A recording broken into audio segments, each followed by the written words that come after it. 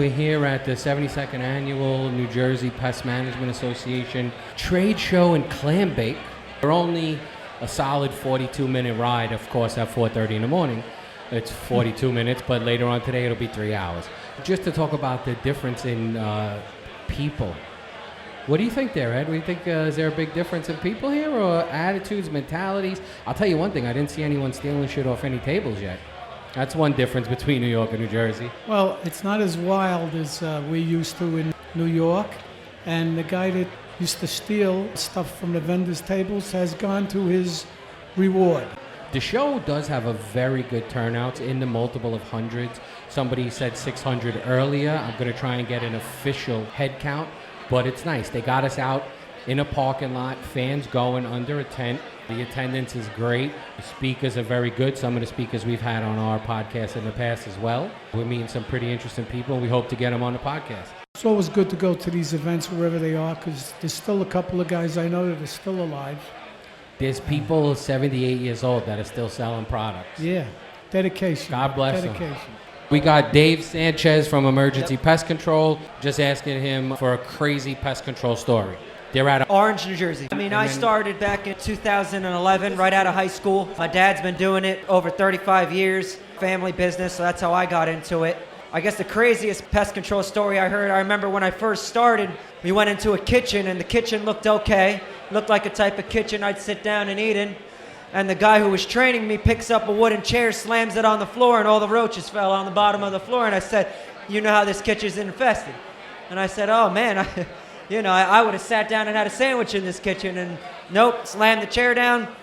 20 roaches may have came out on the bottom of it. I said, okay, no, I'm not gonna eat here. That's like the first time I saw something that was crazy. I said, okay. family business? Yeah, family-owned business. It's good. I've been in it for a long time, and even all the stuff that I've learned throughout the years, even with newer pest control stuff, I still learn something from him here and there. He'll still surprise me. That's why I know he's the boss.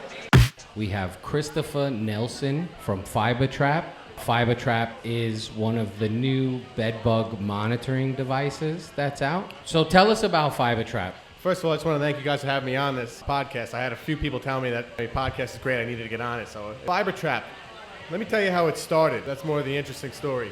I come from a real estate background. My family had a lot of multifamily residential properties. Actually, in Newark, New Jersey is where we had a problem building with a lot of bed bug issues. I don't know if the pest control officer was leaving a few bugs because they liked coming back and charging, or what it may have been. But after 6 figures of pest control invoices for the year, it gave everybody an ulcer. So we reached out to an entrepreneur, inventor, Kevin McAllister, who was a partner in this, and said, Kevin, we need to figure out how to make this, how to make something to help us with our own issue. Kevin had a great idea of just creating loop structure based on a bed bug's leg with the hairs on the leg. He actually went to a store. It's like a taxidermy store for insects, and he got a bed bug on a little stick. And that's where he got the idea from. We took the idea, went to Stony Brook University with an incubator program, and met who now is our vice president and chief scientist, Harry Shanha. He's a chemical engineer. He's got his PhD. And from there, they took it to electrospinning. Now, electrospinning is a versatile technology that takes a solution, you melt it down with a solvent, and you push it through a needle, and that needle passes through an electrical field. It burns the solid off, and what you're left with is a microfiber. We created a one-of-a-kind 3D electrosun microfiber. Most microfibers that you find now that are done through electrospinning are all 2D, so that was remarkable in itself. Now, the fiber itself, the way it's 3D, is each strand has a static electric charge. Now, the key to doing this for the bed bugs was to find out just how much of an electrostatic charge to give each fiber so they repel from each other, similar to putting the two ends of a negative magnet together, how they repel. We need to give the perfect static electric charge so they repel from each other at the thickness of a bed bug's leg. Once we figured out how to do that, ran tests, Louis Sorkin from the American Museum of Natural History, we started working with him. We sent him the fiber, said, hey, he actually breeds and sells bed bugs for pest control officers, for testing, for similar things like this. And he said he couldn't believe it. It locked the bug in, and it was trapped. So from there, we just picked it up. Scientists, engineers, all highly regarded people had said it would be impossible to mass produce the technology. So it took about 7 years, a lot of building, testing, and perfecting. We literally had our own, Harry, the chemical engineer, Jonathan Cook from Cook Engineering LLC in Florida, is a mechanical engineer. We took CAD programming, just built parts, CNC machine, tested, perfected. A lot of nights where we just worked through the night at the factory building things, and we learned how to make a mass production machine with electroscope. Here we are today. We were originally going to use this just for our own use in the real estate, and we saw what kind of value it gave for those who are landlords or hoteliers, anyone in the hospitality industry. We know there's many methods to combat bed bugs nowadays for eradication purposes, but if you ask a lot of the PMPs and PCOs, monitoring is one of the most integral parts. It's about finding out when you have the problem before it spreads to all the other rooms, such as in the multi-unit structures like we had the issue in. You're mass producing it and selling it now through on your own or through like the typical distributors? Right now, we're doing it on our own, on our website, but because we just opened, we're having the conversation, the high-level conversation with everyone. The Univars, Target Specialty, reached out to Forshaw, Oldham Chemical Company. I was speaking to Tommy Reeves. He's interested in carrying the product and doing some testing. What is the website where they could go? www.fibertrap.com. You could also find FiberTrap sold on Amazon. ePestHero.com right now is carrying it for us. National Pest Management carries it out of Brooklyn. We're in Staten Island. We're slowly getting out there. The key to this, we do preventative maintenance programs for all these multi-unit structures like hotels. We're your first line of defense in letting you know you have a bed bug problem rather than your patrons. Now the liability, especially in cities like New York, when it comes to hoteliers and landlords with bed bugs, is crazy. If you type in bed bug lawsuit on Google, all you'll see is 6-7 figure settlements with lawsuits. Yeah, and a lot of them coming out of New York, New Jersey. Absolutely. There's multiple housing councils that regulate landlords and hoteliers when it comes to bed bugs. So we've seen that. I call them bed bug chasers, like ambulance chasers. These they're out there. Yeah, they take contingency fees because they know what they could win. Landlords owe a warranty of habitability to ensure that all of their premises are safe for occupancy, and bed bugs are one of the things that violates that. People have been sued on battery charges if they knew there was bed bugs in the room before they placed somebody there. It was intentional. Emotional distress, missed wages from loss of sleep because they're having nightmares about bed bugs. It's rampant. And so what we do is we took every single claim that these bed bug chasing lawyers make, and we figured out how we can combat each and every one of those claims so we could reduce the liability for all these hoteliers and landlords. So all it takes is taking the one lawsuit all the way to the end and showing these attorneys that they're not going to win anymore if they're FiberTrap protected, and no one's going to pick it up on contingency fee any longer. They're not going to take their time and money and put it towards something where they won't gain heavily. So that's our whole goal. We're here to help the landlords, hoteliers, all kinds of hospitality, cruise lines, Class A office buildings. You'd be very surprised. We have a lot of Class A office buildings in New York City that are on the FiberTrap protection system because it's not what everybody thinks. It's not the poor people or the dirty people that just carry bed bugs. It's about mass transit. The more people you have coming in and out of one structure, the higher your likelihood of having bed bugs is. So when you have a bunch of people, the amount of bodies per 1,000 square feet in commercial real estate right now is increasing every year with different kinds of seating plans. You see now like the trading desks in these buildings. It's just bench seating. So you're packing this many people in such a small floor plate, you're bound to have an issue. And these people, I spoke to one facilities manager who had almost $1 million expense from one bad bed bug problem. What had happened was they didn't know or they didn't react fast enough. He told me he didn't know that they had a bed bug problem. And all these employees took them home. So what ended up happening was they had to abate the bugs from the commercial space. Then they had to abate them from everybody's home. While they abated them from everybody's home, they had to put them in hotels. If those people have pets, they had to put them in pet boarding. There's just a multitude of expenses that come along with this. So during the 7 years of R&D, did you ever think, how many times did you think of hanging it up? I'll tell you, it's a long time, and when you have people that are in this field and telling you it's impossible, it's very hard to keep moving forward. But there just something had to be done, and it wasn't. Look, if this was easy and it was simple to do, the Terminexes or the S.C. Johnsons of the world would have done it before us. And we put a lot of money and a lot of time behind it. And those companies are both testing with the product actually right now. They're interested in it. We don't know where that'll go, but it was difficult. And there was times where In our last push to really get our mass production going, myself, Jonathan Cook, and Harry Shanha spent 7 days a week, 15 to 18 hours a day for 4 months straight, with the exception of Christmas, where Jonathan, I let him fly back to Florida for the night to spend Christmas with his family. Then he came back the next day and we kept on working. It was just, with that kind of work, what we got done in 4 months takes someone else over a year to do. And it was just, I was at my wit's end. I wasn't going to wait any longer. This was an expensive project, a time-consuming project, and a project that has a solution that everybody really needs. Let me ask you this. What I'm gathering from what you're saying, this would fit into an IPM program, would be your monitors. We go in a hotel, we would set these up in various places that we would record, and periodically, whatever it is, someone would go around and check just to make sure everything was cool, or if not, hey, we got some here, and it would be a good tool to stop it from spreading rapidly. But it fits in, I think, with one of our IPM programs. Absolutely. A lot of people are putting in their bed bug control protocol, and it's not on the user to bring it to the hotel room they're staying at. The hoteliers are the ones that should be doing this. They already are, by law, are supposed to have their own bed bug inspection protocol. So when housekeeping goes and turns a room, they're supposed to check the room and ensure there's no bed bugs.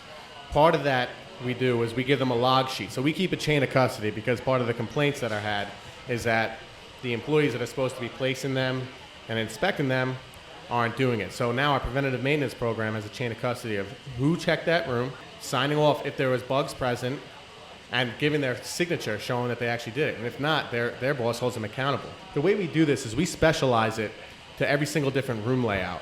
So say a hotel has 3 different room layouts. So I'm just going to use one for example. And they have 2 beds, a nightstand, and a couch.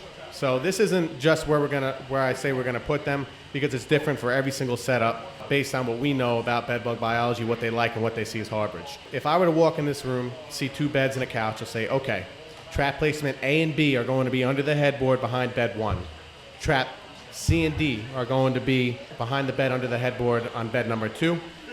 And trap E is going to be behind the pull-out couch. So once they find a bed bug in one of these traps, they go to a separate inspection log. It's called the red zone inspection. They have to list which trap they're finding the bed bug in, and they have to do their own abatement technique, and they continue to monitor after that to ensure there's no bed bugs subsequently for the next 4 or 5 days in the monitoring system. Now what I do is I take out all that data and I aggregate that data, and I put statistical formulas to it. So I say, okay, room placement A, what we're seeing is 40% of the time, if we're catching bugs, we're catching them in trap placements A and B. And we only caught once or twice in trap placement E, so let's move trap E and put it next to A and B to maximize the program. So we're not just a vendor, we really work together almost like a partner, like the right hand of someone who has a multiple unit structure to maximize the program, because we really want to stop the bugs and we want to maximize the program. A lot of the products you have out there, just for instance, a climb-up interceptor, where you have to put it under the legs of furniture, you have to lift a bed frame or a dresser. You could use FiberTrap in all the hard-to-reach places. There's an adhesive backing. We could put it where we know bed bugs are usually hiding, which what I see mostly is if there's, like in a hotel, when they have the headboards bolted to the wall and the bed against the wall under it, there's a little space under the headboard where we place the traps. And where we're seeing the bugs is always at the head of the bed, under or behind the headboard. So we're putting it in the places, if it's like, the way I describe it to people, maybe this isn't the best analogy, but this is how I look at it. If a human gets dropped in a rainforest and it's raining, the first thing I'm gonna do is look for shelter. What we're looking to do is put what we think is a log cabin with heat, food, lights, next to where we're getting dropped in that rainforest. So if I know the bugs are getting dropped in one area, first thing I'm gonna do is run for cover. I wanna make sure that trap is placed where I know looks most attractive to them. So that's why we take that data, we review it, standard deviations, all kinds of different statistical data. That's not my section of the business, but I have a quant that does that. Do you have like a pheromone that attracts them to these traps also? Yeah, we do. We have a pheromone, and a lot of people use the word lure because it's not actual pheromones. What we've done is we've taken clusters of bed bugs and watched them and put them. We have a testing case, and we see what is left behind in their excretion or whatever fluids or anything that's left behind. We run IR scans on it. And we identify the actual compounds left behind from the bed bugs. We've taken those, tested with them, and we've actually identified what is known to be their aggregation pheromone. And we use that exact pheromone inside our trap. So because we only use that pheromone trap and we don't use an active ingredient to kill the bugs, we're exempt from FIFA regulations. We're only a pheromone lure with no active ingredient. The bugs die on their own from exhaustion trying to escape the fiber. Do you have on your lures, on your traps, can they be stuck to a wall? Like underneath that headboard, can you have like an adhesive? The trap itself? Yeah. Yeah, the trap has an adhesive backing, so it can be in those hard-to-reach places where we know the bugs are usually hiding. All right. During, did you go out in the field, or did you just have your own, like, did you go to actual infestations? And if so, tell us about the worst one. When they're really bad, I do not go. I don't go. I actually, when I test with bed bugs, I promise you that I have nightmares. That I'm only half asleep. I'm dreaming that I have bed bugs crawling on me at nighttime.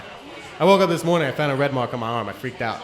So have you gotten bed bugs in the 7 years? No. We take very, very stringent precautions to make sure that doesn't happen. No cuffs on the pants. Like 3 years ago, but I caught them while we were there. So we just came home and we didn't get them, thank God. Yeah, but you're lucky. the hotel had them. It's kind of amazing. I've been doing bed bugs since the 01, and I've never brought them home. Now, I'll probably get them now, but... Here's a funny story. There's a funny dream that I'll never forget. Lou Sorkin works with us very closely with this. I had a dream recently. Lou and I were traveling for some conference, and I found a bed bug the size of a small dog. And I freaked out, and I went to step on it, and Lou yelled at me, "Don't kill it!" Yeah, because he What- wanted it for his room. What were you smoking before you had Oh, that God. Bed bug pheromones, I guess. No, Lou feeds him. Have you done that? No. Okay. No, my mechanical engineer, Jonathan's like, "Guys, why don't we just feed them?" I said, "Why don't you just feed them?" Yeah. He starts laughing. I'm like, "Yeah, we'll leave it to Lou." This seems to be like another tool that we have, and I think it's pretty important as far as we're all looking to keep down the lawsuits and aggravation. And I think that's a good way to sell our product, our services. Look, we got this thing. And is it generally accepted by the legal authorities that this is a good bed bug deterrent? If you go to court, can they say, well, look, we have this? I haven't had a case yet where we ended up being in court or being dragged in or had somebody that's dragged into court, because what we do is really make sure their inspection protocol is on par. And that's the whole goal, because if you're getting dragged into court and you got a bed bug problem while you're on the FiberTrap protection system, something's amiss, someone's not doing the inspections properly, or it's not going well with the actual user, because we maintain our own integrity as the program. If we ever have an idea or a thought or a feeling that the program's not being utilized correctly and people are just doing it to say that FiberTrap protected, we have in there that we can show up at any moment's notice and check to see if the traps are in there. If they're following the protocol and everything. Because we will cancel it in an instant if they're not, because we have our own integrity to maintain, and this is for the people. It helps the landlords, but I don't want it on my conscience that people are going somewhere and leaving a hotel with bed bugs. I mean, I have young kids. I can't imagine going somewhere and bringing bed bugs home and it being my fault. So speaking of kids, what we wanted to make sure was that the product was safe in all environments. So we're a green company. We're actually going for ISO, I think it's ISO 14001 certification. We're new, so don't kill me because I don't have it yet. But even everything back down to our heat sealable bag is ecoplastic. Hospitalities love that. People have green.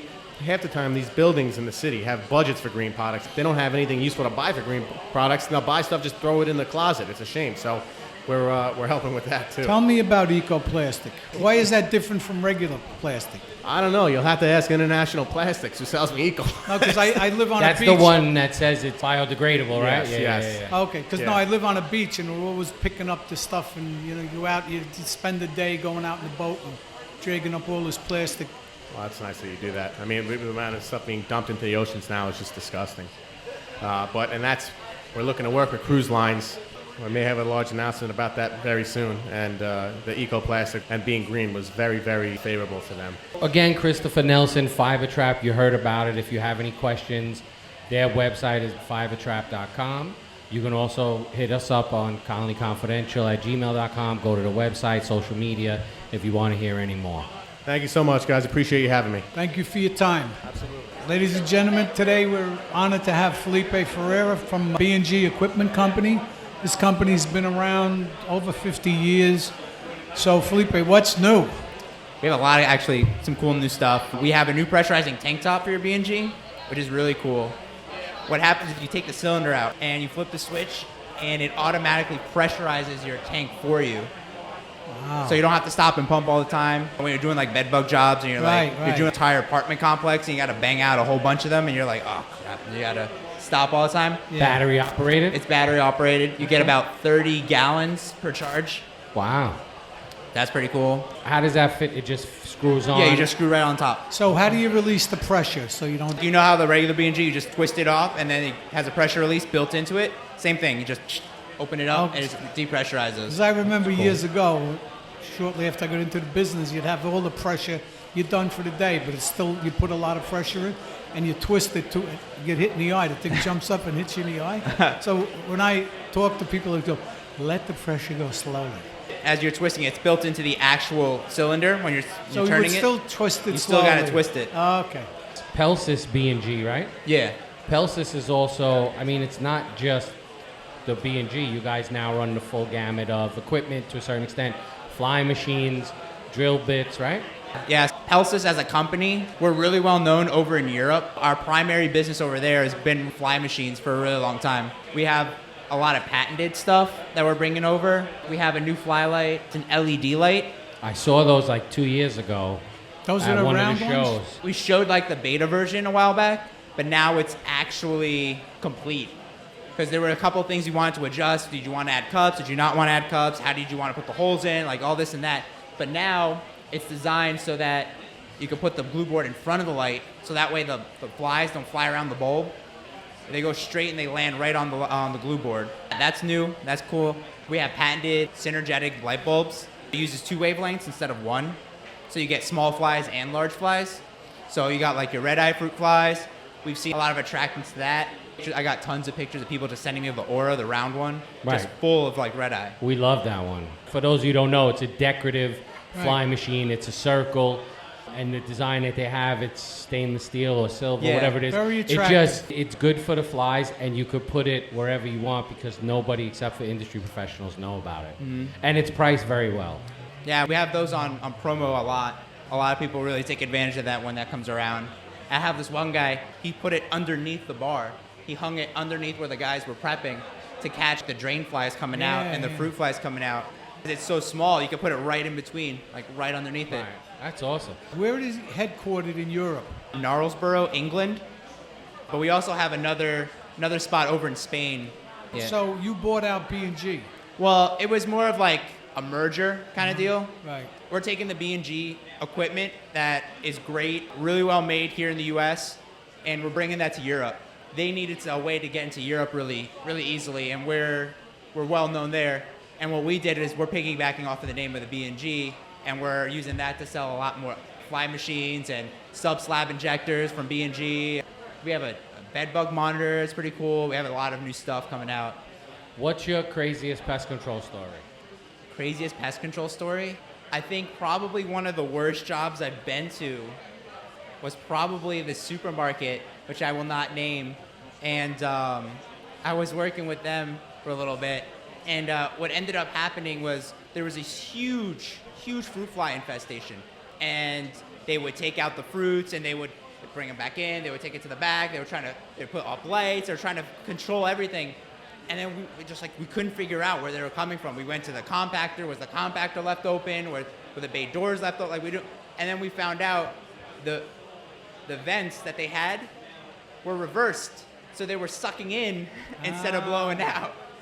So it was just bringing in everything from outside and just dumping it inside the supermarket. And it was just crazy. There were videos online and all this. Yeah, it was nuts.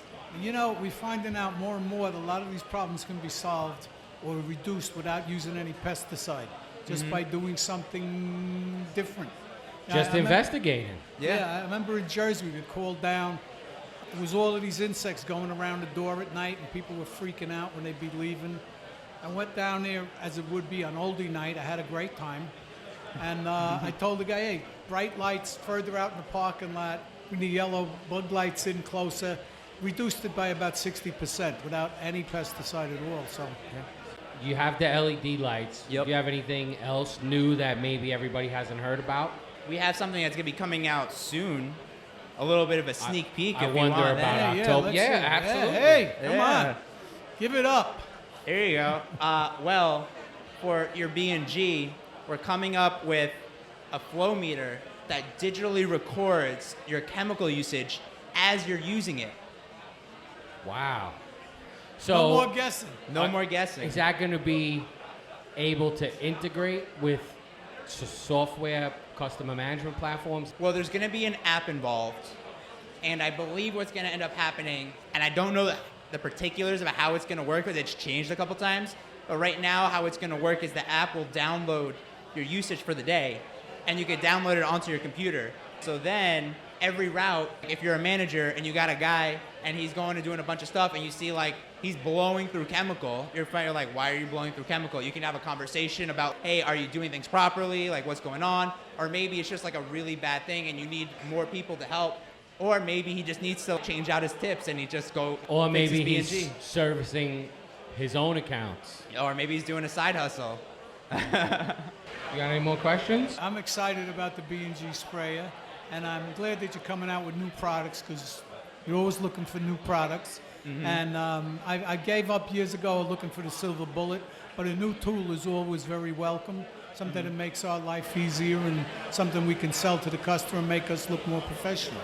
I want to thank Felipe Ferreira from Pelsis B&G for speaking with us today. Look for a promo down the road in the month of October, a little collaboration between the podcast, Colony Confidential, and Pelsis B&G.